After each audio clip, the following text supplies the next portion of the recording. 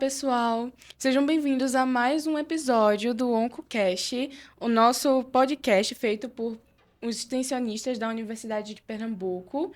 E hoje nós vamos falar sobre o Novembro Azul, sobre o diagnóstico precoce do câncer de próstata. Então, nós vamos falar, além desse diagnóstico precoce, além do câncer de próstata, nós vamos falar também sobre as desigualdades sociais, a construção da masculinidade e também falar sobre o papel dos profissionais diante do Novembro Azul. E é com muito prazer que eu vou apresentar, né, o nosso professor universitário, sanitarista e enfermeiro Itamar Lages. É um prazer ter você aqui com a gente. E eu vou pedir para que se apresente brevemente. Meu agradecimento ao projeto OncoCast. E aí eu cito o meu querido Diego, professor da Faculdade de Enfermagem, cito Marcos Neto e agradeço muito a você por estar aqui. A você e a Luísa. Muito obrigado, tá? E ao apoio que nós estamos tendo de Rufino. Bom, eu sou enfermeiro. Na enfermagem eu já trabalho há 41 anos. Esse ano completaram 42. E 10 anos da minha vida trabalhei como auxiliar de enfermagem, depois como enfermeiro, não é? E na faculdade de enfermagem estou há 31 anos. E meu trabalho como professor se confunde muito entre enfermagem, saúde coletiva e o trabalho nesses últimos 8 anos na residência multiprofissional em saúde da família do campo. Ou seja, a partir da atenção primária à saúde, que é uma das minhas paixões. Acho que, em linhas gerais, é isso. Sou um homem de 63 anos. Muito tempo. 63 anos. Sou um homem que já tem experiência de ter feito PSA, de fazer o exame de toque. Então, é isso. Tô bem, tô em paz. Para a gente começar, né, a gente vai fazer uma pergunta mais voltada assim, ao Novembro Azul, de forma mais simples, né? Falar principalmente, né, vou perguntar ao senhor as questões que permeiam o Novembro Azul e por que que o Novembro Azul está mais voltado agora em relação ao exame de toque, à prevenção do câncer de próstata e deixou de lado o autocuidado masculino, a saúde masculina. Por que isso acontece? As duas coisas acontecem. Em primeiro lugar, vamos focar logo num problema bem concreto. O câncer é um problema concreto. E é um problema que pode ser evitado ou, no mínimo, mitigado. Você pode ter... o desenvolvimento dele pode ter menos complicações se for tratado, se for diagnosticado e tratado logo no início dos sofrimentos. E o sofrimento mesmo com o câncer estabelecido é muito mais sério. Então ele retira, no caso do homem, que é o sujeito com quem estamos falando, retira autonomia em muitos aspectos. Autonomia é aquela capacidade de se dirigir, de controlar a própria vida, de se autorreger-se. Eu nem falo muito nos custos econômicos, porque eu acho que a economia existe para isso mesmo. A economia tem que existir para que as pessoas se sintam bem cuidando de suas próprias saúde. Isso não é o problema. Mas o problema é quando essa pessoa ela perde condição de estar na sociedade, participando de maneira livre e crítica por conta de uma doença, e uma doença como o câncer de próstata, né? Então, eu acho que o foco na doença é muito por esse motivo. Acho que o foco também aconteceu mediado por aquela grande campanha que o pessoal da Austrália fez, né? E foi muito importante isso, né? Eles focaram muito nisso. Mas concordo que aqui no Brasil a gente tem que ter, e é esse foco com o qual eu trabalho no programa de residência multiprofissional da família do campo que eu coordeno. Ou seja, a gente não olha para as pessoas já pensando na doença, mas sim pensando no seguinte problema: o que é que nós podemos fazer para contribuir para o seu pleno desenvolvimento humano? Já ouviu essa palavra? Eu penso mais não sei se tem a ver, né, mas de forma mais integral. Você entender, né, que aquela pessoa que está com câncer ou que também vai fazer o exame preventivo, vai todo ano fazer os seus exames, ela é uma pessoa que tem emoções, tem vínculos sociais, que ela tem que ter aquele resgate de autocuidado, sabe? Que vários aspectos dela estão interligados a isso, sabe? E tudo que você falou, né, tem muito a ver com o seguinte, né? Que o câncer, ele poderia ser evitado antes, como já foi dito, e que o câncer de próstata, ele não apresenta muitas vezes sintomas nas fases iniciais, né? Então, é muito bom o homem ter aquele resgate, aquela questão de ir lá e ter sempre o autocuidado, e se prevenir, fazer exames, que muitas vezes não acontece, né? E aí, poderia ter sido evitado antes, uma dor, né? Um sofrimento que poderia ter sido evitado antes, que infelizmente às vezes não acontece por parte da população masculina. Muito bem. Por isso que eu oriento minha turma a olhar para os homens e perguntar: o que é que nós podemos fazer pelo seu pleno desenvolvimento? E aí, todas essas coisas que você falou estão inclusas nessa categoria, pleno desenvolvimento humano.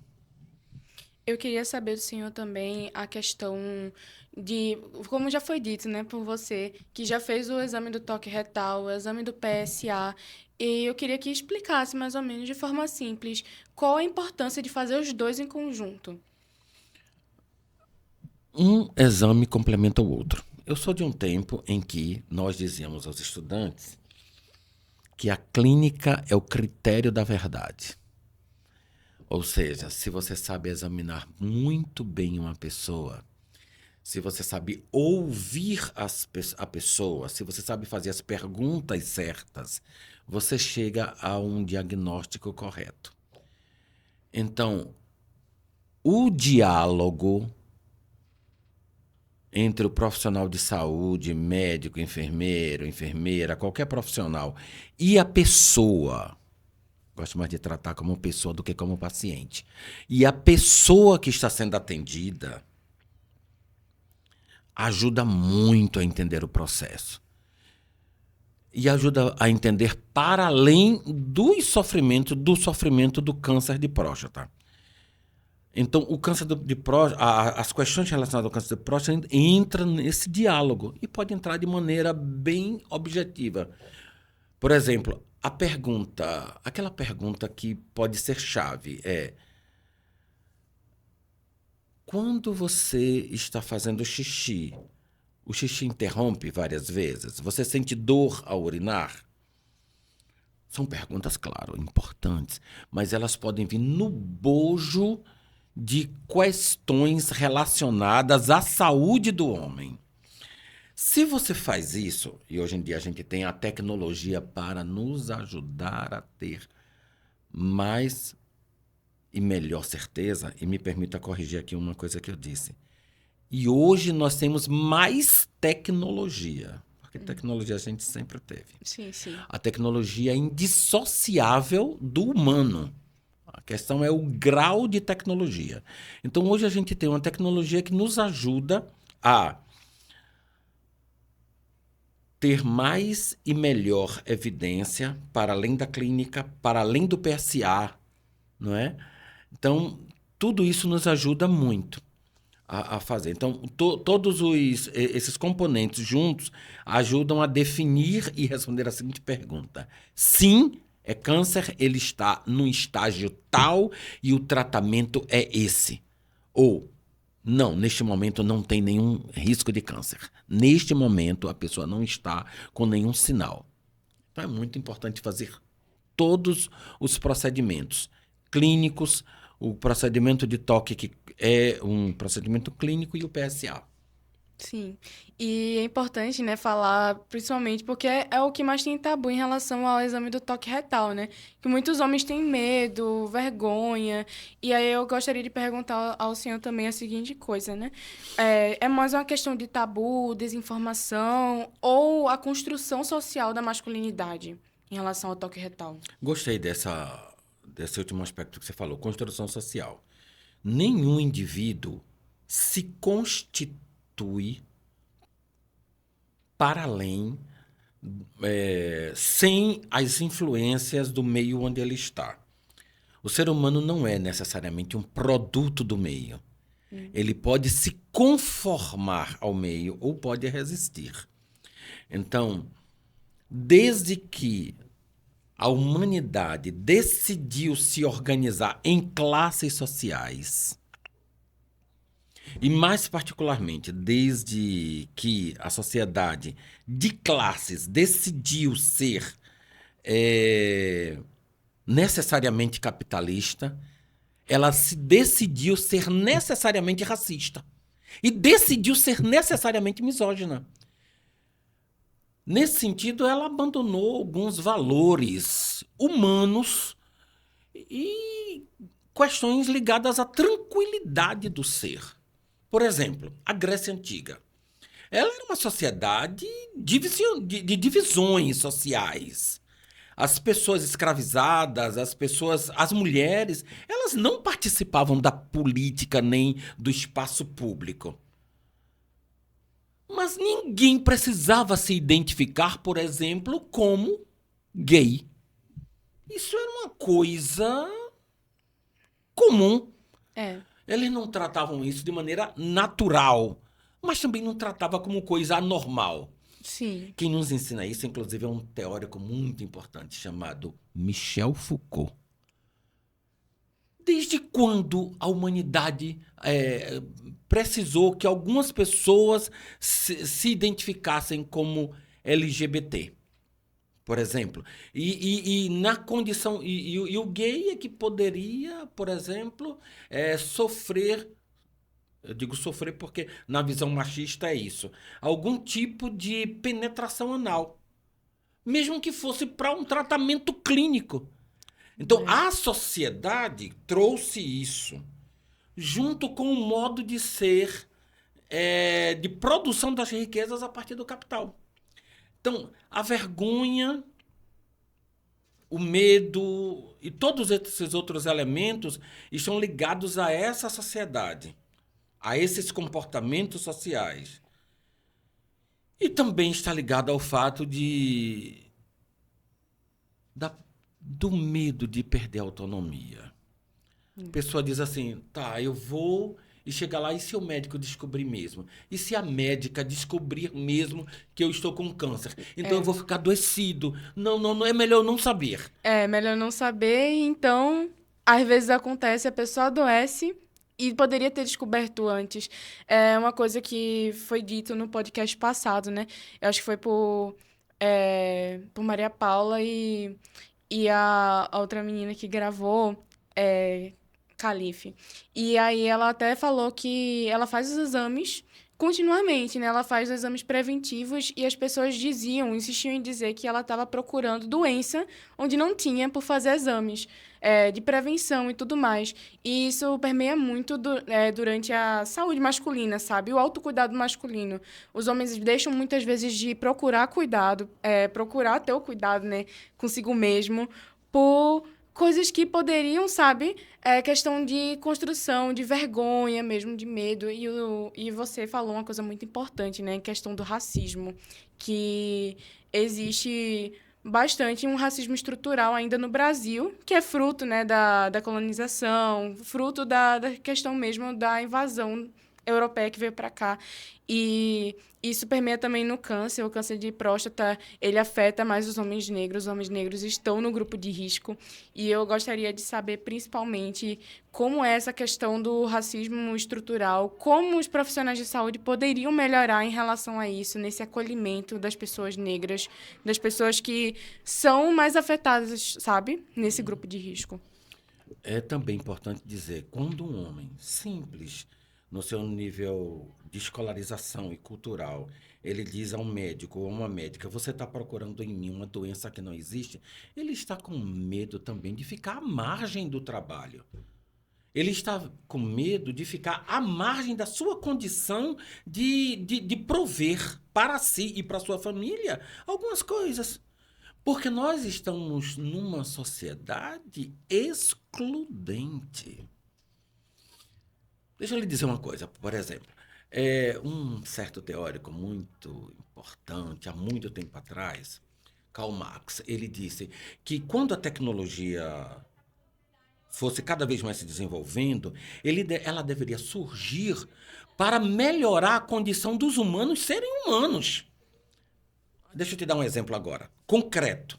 Sim. As máquinas que fazem a colheita de cana-de-açúcar, de fato, elas terminaram por eliminar uma coisa perversa que ainda existe nesta sociedade, mas existe pouco. Sim. Que é o fato de homens e mulheres e crianças estarem cortando cana. Se machucando, importante. né? É muito importante. Agora, por outro lado, numa fazenda onde havia 100 pessoas fazendo essa coleta, aí chega uma máquina, vai precisar de quantos homens? Vai reduzir, né, o número. Um homem. Bastante. E os outros 99 vão para onde? Então, a exploração e exclusão, ela foi determinada socialmente. E aqui no Brasil, particularmente, essa exclusão, ela não se dá por um motivo biológico. Não há nada no corpo de um homem negro que faça ele ter câncer mais do que um homem branco. O que faz é o fato de que, desde que ele chegou aqui nesse país, ele já chegou desumanizado. As religiões cristãs, por exemplo, que hoje têm em si muitas pessoas negras, elas foram as primeiras a dizer que seres humanos, negros e negras, não eram humanos. E não tinham alma, e não iam nem para o céu nem para o inferno. E demorou muito tempo. Em 1460, a rainha Nzinga, na África, fez um pacto com o Papa para se tornarem cristãos, para não serem mortos. Minha querida, é uma questão de, primeiro, a negra, ela tenta ser humana, para depois ser reconhecida como trabalhadora. Essa coisa de universalidade do mundo do trabalho não é a primeira luta do homem negro, da mulher negra. E aí, se você nem humano é, como é que você pode ter acesso a serviços de saúde? E eu sei disso, meu amor, porque eu conheço de perto quase todos os municípios pernambucanos. De perto, muitos dos quilombos pernambucanos. E eu sei te falar do acesso que esses quilombolas têm ou não têm a serviços de saúde. E é uma questão tudo de herança, né? Da escravidão em relação aos homens negros, às mulheres negras. Isso dificulta mais ainda o acesso. E, além desse acesso, dificulta também até mesmo as pesquisas em relação a acessos. É questão mesmo da saúde do homem negro, da mulher negra. E isso é tão triste. A gente, principalmente no século que a gente está, ter essa luta ainda em vigor, e ainda bem que a gente tem essa luta também, né, para poder buscar melhorias em relação a isso. E é uma coisa também que permeia bastante, né, não além do homem negro também, mas dos homens no geral, é a questão do medo, e além do medo, mas uma questão mais emocional de, tipo, de estar naquele lugar de não procurar ajuda, de não querer procurar ajuda. E, além da ajuda, né, ele ter medo, tem vulnerabilidade, inseguranças, ter medo de demonstrar fragilidade, de chorar. E aí, eu queria saber se isso é algo que já está diminuindo hoje em dia, essa questão do homem, de não querer procurar mais ajuda, de chorar e tudo mais. Se isso já está se diminuindo, né? Mitigando hoje em dia, ou se existe ainda muito chão. Eu não tenho dados concretos, não conheço estudos que me digam isso, mas a minha percepção é de que a ênfase na comunicação social, nas, nas propagandas, sejam de qualquer ordem, dizendo ao homem para se cuidar, acho que tem mais homens se cuidando. Penso que sim. E penso, por outro lado, penso não, tem coisas que eu sei no concreto. Áreas muito distantes daqui do Recife e distantes dos centros urbanos de determinados municípios, Mais rural, né? que há homens, por exemplo, que estão com 70, 80 anos e, por exemplo, eles dizem que têm ereção. Eles dizem que têm vida sexual ativa. Não é muito incomum você ver homens de mais de 60 anos gerando filhos, tá certo? E vivendo uma vida que aparentemente parece satisfatória como uma companheira. Aí eu penso que também há outros elementos. Quando a sociedade, o grupo comunitário, melhor dizendo, está mais distante da sociedade e ele consegue ter uma vida mais próxima da natureza, ele se cuida mais do que os homens da vida urbana, que vivem sob estresse. Estresse de pegar um ônibus lotado, de saber que horas eu tenho que pegar o ônibus no TIP para ir para Caruaru, que horas eu tenho que chegar em Caruaru. Ele vive menos estressado. E ainda Ele, tem aquele... no café da manhã de hoje, possivelmente, ele comeu comidas orgânicas. E possivelmente o homem urbano comeu comida transgênica.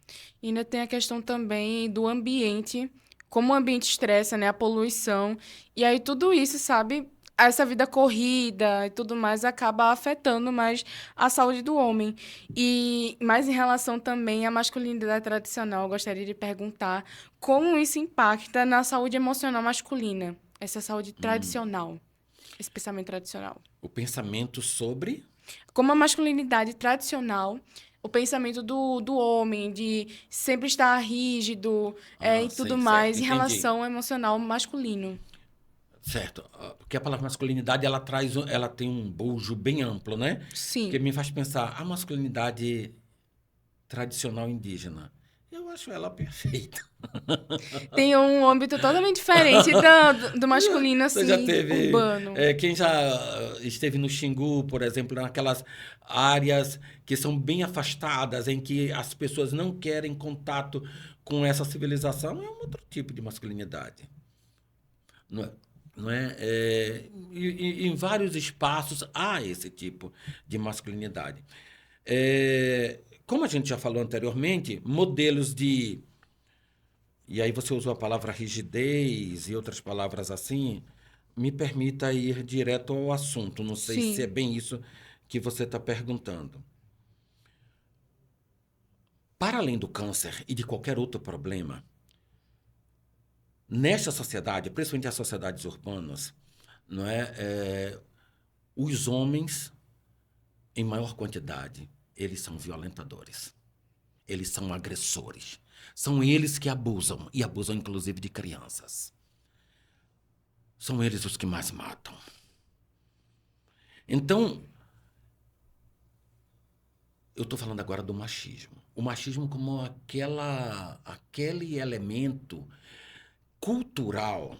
E quando eu digo da cultura, eu falo das emoções, do choro preso e da rigidez. Eu falo de todas essas coisas. Então, esse comportamento que te faz com que o homem se sinta que ele é superior simplesmente pelo fato de ser homem.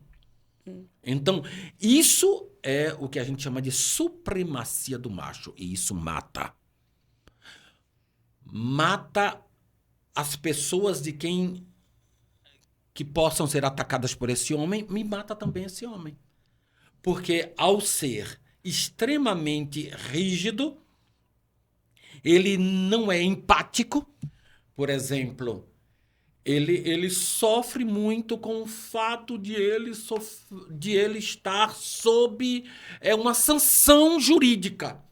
Mas ele não sofre com a morte, por exemplo, de 700 mil mortos da Covid. Ele não tem empatia nenhuma. É Ele mais uma chega a fazer questão dele deboche. mesmo, né?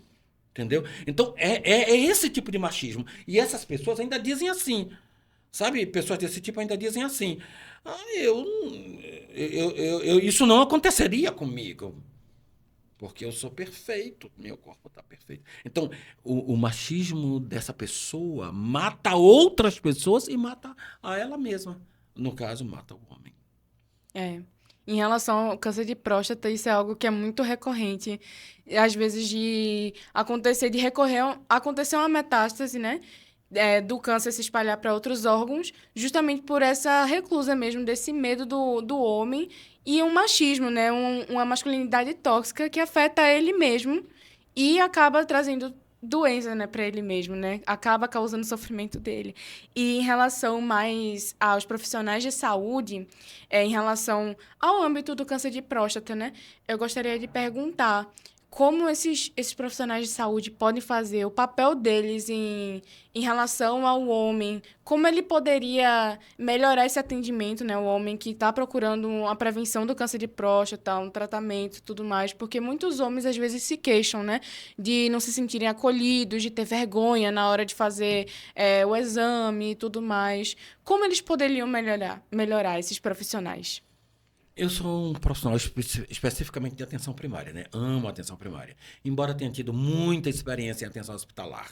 Sim. Já fui enfermeiro de sala de parto, já fui enfermeiro de emergência, de clínica, mas eu amo muito o espaço da atenção primária. Na atenção primária, eu digo que os profissionais, independente de serem homens ou mulheres, porque o machismo ataca o pensamento de todas as pessoas e distorce, viu? Não precisa ser homem para ser machista. Uma das coisas, fazer trabalhos de participação social na comunidade. Ações comunitárias. E o trabalho de participação social inclui, por exemplo, temas de como é que a minha unidade funciona. Minha unidade tem condições de fazer o quê e não tem condições de fazer o quê. Essas coisas são importantes, porque quem usa um serviço não tem nenhuma obrigação de saber como o serviço deve funcionar. Uma coisa errada em qualquer profissional é o profissional dizer assim, mas ele procurou meu serviço e meu serviço não faz isso. Não é a pessoa que tem a obrigação de saber. Então, se as pessoas não têm a obrigação de saber, são esses profissionais que têm a obrigação de ensinar. Sim. Ensinar a fazer promoção da saúde é outro critério. Então, promover a saúde como? Por exemplo, dizer ao homem, você usa substâncias, usa de modo abusivo, substâncias que podem fazer seu corpo se desgastar? E que substâncias são essas? Eu não estou falando só do cigarro, Sim. nem de drogas ilícitas. Eu estou falando de sal e açúcar. Se fala muito de drogas e outras drogas assim, mas sal e açúcar prejudica. O mais simples, né? Porque justamente ter uma alimentação saudável, exercícios regulares é algo que previne, né? Não só o câncer de próstata, mas outros tipos de doenças, né? Comorbidades, doenças e tudo mais, que é algo que também está em falta no homem muitas vezes, né? A alimentação saudável. A alimentação saudável, o exercício, são assim, e que também, como eu tinha falado anteriormente, da ocupação, do trabalho, que é algo que também, assim, pega muito tempo do homem, em relação dele ser o provedor e tudo mais. Então, realmente, o que o senhor falou é verdade, em relação ao sal, o açúcar, o exagero desses dois. E é importante não falar só das drogas ilícitas, né? Falar do sal e do açúcar, realmente, é importante. Outro aspecto com esse homem, e qualquer pessoa, viu? Qualquer Sim. pessoa. São os profissionais trabalharem com acolhimento, humanização e responsabilidade. É importante. Né? Por isso que a gente trabalha muito com os textos de Leonardo Boff quanto ao cuidado. Outra coisa, outra dimensão, além da participação social, da promoção da saúde, do acolhimento, trabalhar com a vigilância da saúde. Então, os profissionais estarem interessados em se perguntar assim, essas doenças podem acontecer? Essas condições, esse tipo de relação tóxica pode acontecer no meu território? Então, como eu posso agir? De maneira educativa, fazendo participação e promoção da saúde. Na hora que for preciso fazer a clínica não é a primeira coisa a ser feita. A primeira coisa a ser feita, repito, Participação social, promoção da saúde, acolhimento, humanização e responsabilidade e vigilância da saúde. Quando a clínica for feita, trate o homem que você, se esse enfermeiro for um homem, trate aquele homem ele de igual com você, né? Ou um semelhante Sim. seu. Se for outra pessoa, também é um semelhante enquanto ser humano. E pronto, é isso. Então, evitar essas coisas de ir direto a assunto do tipo: você já fez xixi hoje? Quanto de xixi você fez? E tá doendo? Sabe, essas coisas Sim. inibem qualquer um. A pessoa que fez essa pergunta não gostaria de ser perguntada assim. Ela gostaria de ser perguntada assim: bom dia, como você vai? Se Você amanheceu apresentar, né? feliz hoje? Você sonhou com o quê? Essas perguntas são importantes e são Deixa a pessoa terapeutizantes. confortável. Por exemplo, uma coisa que o pessoal de enfermagem, eu falo de enfermagem porque eu sou enfermeiro, amo ser enfermeiro, e seria enfermeiro de novo, exceto por um determinado aspecto. Mas você seria de novo. O povo de enfermagem tem uma mania de olhar para a outra pessoa e dizer: o paciente já vai classificando o outro como doente, como coisa menor. Que coisa mais errada. Pois é. Não classifica como pessoa igual e semelhante a mim. Aí pergunta ao outro homem: tudo bem, como vai você? Você é feliz? Está feliz hoje? Você sonhou com quem? Antes de entrar em certos assuntos. Você sabia que nesse mês de novembro a gente está fazendo uma prevenção sobre câncer de próstata? Além de câncer de próstata, você sabia que existe câncer de pênis? Além de câncer de próstata, câncer de pênis, você sabia que tem diabetes? Sabia que existe hipertensão? E que essas doenças todas podem fazer com que você fique menos autônomo, com menos condição de cuidar de sua vida? O mais importante é a vida. Você é enfermeira, enfermeiro, para cuidar da vida do outro. Se não for para isso, não vale a pena. É até importante falar sobre isso, né? Eu gostaria de perguntar, é a última pergunta, em relação a como funcionaria, como poderíamos falar mais para as crianças, né? Que serão futuros homens, né? Falando de meninos, crianças, né? Como a gente pode falar, convencer, explicar que ele pode pedir ajuda, que ele pode sentir dor, que ele pode sofrer, que ele pode chorar, sabe, para ter essa antecipação em relação a doenças, né, no futuro e tudo mais. Como seria essa abordagem com pessoas mais novas, homens mais novos? Complementando uma coisa que eu não falei anteriormente. Sim. Profissionais de saúde precisam de atividade de educação permanente. Como contribuir para uma masculinidade saudável? É isso. E isso independente de gênero, tá? Todas as pessoas precisam. Inclusive as mulheres precisam aprender sobre isso, tá? Do jeito que os homens precisam aprender sobre o que é o feminismo, como o feminismo é saudável e tem que adotar práticas feministas. Por exemplo, a enfermagem deveria ser feminista. É uma coisa que eu tenho dúvida se a enfermagem é feminista, antirracista. Como ensinar as crianças? Primeiro, ouvindo as pessoas. É porque eu mesmo tenho essa falha. Nós, professores, temos a maior mania.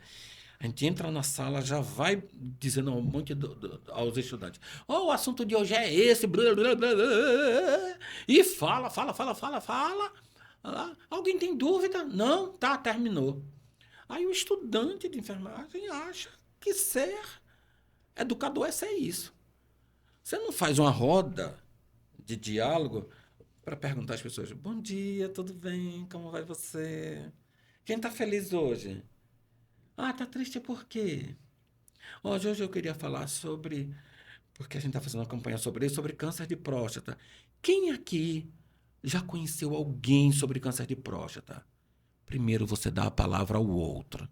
Então, dê a palavra à criança, dê a palavra ao adolescente, dê a palavra ao jovem, dê a palavra ao homem adulto, dê a palavra ao velho. Tenha paciência de ouvir. Seus conhecimentos científicos são apenas uma pequena parte de todo o conhecimento que essa sociedade tem. E realmente, né, existem vários tipos de conhecimento e que, às vezes, até os profissionais de saúde, eles pensam que não vai agregar na vivência dele e tudo mais. E é muito importante, principalmente na atenção primária, você ter aquela voz, assim, dar a voz ao outro, né? Ter a escuta ativa, entender a pessoa, acolher ela, entender os vínculos sociais, as emoções, ver todo, né? A pessoa como um todo, que é o mais importante. E é com essa última resposta, né, que a gente termina o nosso podcast. A gente falou sobre o Novembro Azul, falou sobre a prevenção do câncer de próstata, falou sobre o diagnóstico precoce, falou sobre todas as desigualdades sociais que permeiam esse tema, o racismo, o autocuidado masculino. E, antes de tudo, né, eu gostaria que o senhor desse uma última palavra para o público, especificamente os homens, sobre o Novembro Azul, sobre o diagnóstico precoce do câncer de próstata. Bom, que todo mundo se cuide, independente da idade, verifique sua saúde, tá certo? Não tenha receio de fazer essa pergunta, porque é extremamente importante estar saudável. Mas, sobretudo, seja homem. E ser homem é ser feliz, de qualquer gênero, qualquer opção sexual que você tenha. E faça o bem a todas as pessoas. Eu agradeço ao Oncocast, estou aprendendo a dizer essa palavra. Agradeço principalmente a quem está aqui na minha frente, né? Ana Vicky, muito grato. A Luísa, a Rufina. Grato. Perfeito. Muito obrigada, né? Até quem ficou até agora ouvindo o nosso podcast, né? Obrigada por compartilhar suas vivências, suas experiências como sanitarista, enfermeiro, professor também, é muito importante como pessoa. É, e eu espero que o Novembro Azul tenha um novo olhar, né? Que ele tenha um olhar de empatia, de respeito, né? De prevenção, de humanização. E que entender principalmente, né? Que prevenção também é um ato de cuidado com a vida, que é o mais importante a gente lembrar, né? E não se esqueçam de seguir a gente no Instagram, onco.educa, e também de acompanhar nossas ações que a gente faz durante os hospitais e tudo mais. E esse foi o episódio, né, de hoje, Além do Azul, repensando a saúde do homem.